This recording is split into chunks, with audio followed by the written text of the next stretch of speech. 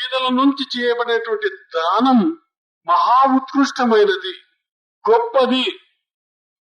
మహాభారతములో ధర్మరాజు కౌరవుల నాశనం అయిన తర్వాత పట్టాభిషిక్తుడై రాజ్యం వెళ్ళే సందర్భంలో కృష్ణుడు చెప్తాడు, అయ్యా ధర్మరాజా, అశ్వమేధ యాగం చెయ్యి, చాలా బాగుంటుంది, మేలు జరుగుతుంది, వర్షాలు వస్తాయి, మంచి జరుగుతుంది అని బ్రహ్మాండంగా అశ్వమేధ యాగం చేస్తాడు.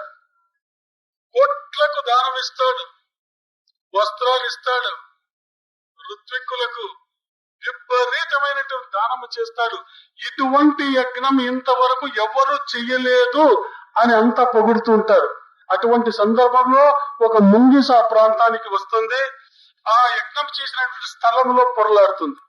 అప్పుడు ఆ ముంగిస మనుష్య భాషలో చెప్తుంది, ఈ ధర్మరాజు యజ్ఞం ఏమీ పనికిరాదు, దీనికంటే మించినటువంటి యజ్ఞం ఒకటి జరిగింది అని అంటాడు.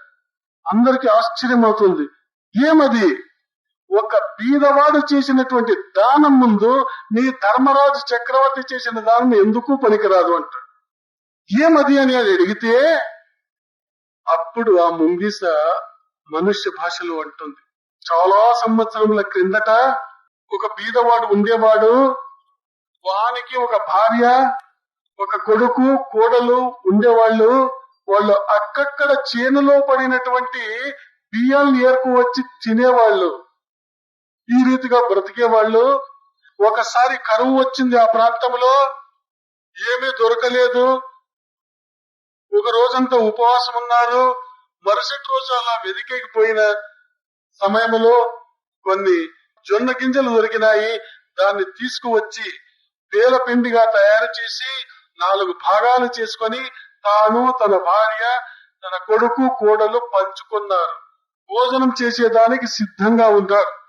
అటువంటి సందర్భంలో ఒక భిక్షగాడు వచ్చినాడు, భవతి భిక్షాందేహి అని.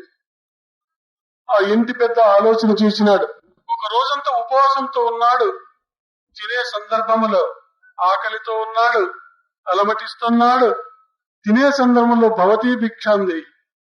భారతదేశంలో భారతీయ సంస్కృతి మాతృదేవో భవ, పితృదేవో భవ, ఆచార్య దేవో భవ, అతిథి దేవో భవ అని చెప్పింది. వెంటనే ఆయన లేచినాడు, అతిథిని ఇంటికి పిలుచుకొచ్చినాడు. స్వామి, ఆశీనులు కండి, ఆయన చాలా ఆకలిగా ఉంది, కానీ స్వామి స్నానం చేయండి. స్నానం చేయించి ఆయనకు పూజ చేసి తర్వాత తన భాగం ఆయనకి పెట్టినాడు. దాన్ని ఆరగించినాడు ఆయన.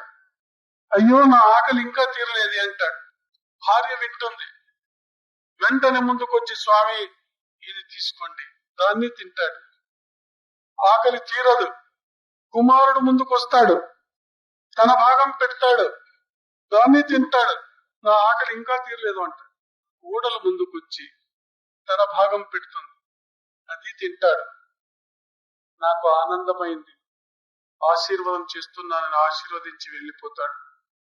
అటువంటి సమయంలో ముంగిస అంటుంది, ఆ ప్రాంతంలో నేనుంటి వాళ్ళు నలుగురు ఆ ఆకలితో బాధపడి చనిపోతారు. ఆ ప్రదేశములో ఆ మహానుభావులు పెట్టినటువంటి, ఆ బీదవాళ్ళు పెట్టినటువంటి భిక్ష ఆ స్థలం ఉంది. ఆ స్థలంలో నేను పొరలాడినాను. పొరలాడితే ఒకవైపు భాగమంతా బంగారైపోయింది నాకు. ఆ స్థలములో పొరలాడితేనే ఇంత వైభవం జరిగింది. ఇంకా వాళ్ళ మహిమ ఏమని చెప్పను నేను, వాళ్ళ హృదయం ఏమని చెప్పను నేను. అయినా బీదవాళ్ళు, వాళ్ళు హృదయం చాలా పెద్దది, త్యాగ గుణముంది, దయాగుణముంది. కాబట్టి అంతటి మహిమ జరిగింది. అప్పటి నుంచి ఈ దేశములో జరిగిన ఎన్నెన్నో యజ్ఞాలు జరిగిన ప్రదేశములో నేను పోయి పొరలాడుతున్నాను. అయితే మిగతా భాగం బంగారు కాలేదు. ఇది ధర్మరాజు గొప్ప యజ్ఞము చేసినాడు అని విన్నాను. ఇప్పుడైనా కావచ్చేమో, దాని మహిమ అంత గొప్పగా ఉంటుంది అని చెప్పి ఈ ప్రాంతంలో వచ్చి పొరలాడినాను, ఏమీ కాలేదు. కాబట్టి ఆ బీదవాని దాన మహిమ ఉందే, దానికి సరితూగడం లేదు మీ చక్రవర్తి దానము అని చెప్పి. మనస్ఫూర్తిగా చేయనటువంటి దానము యొక్క విలువ ఈ రీతిగా ఉంటుంది.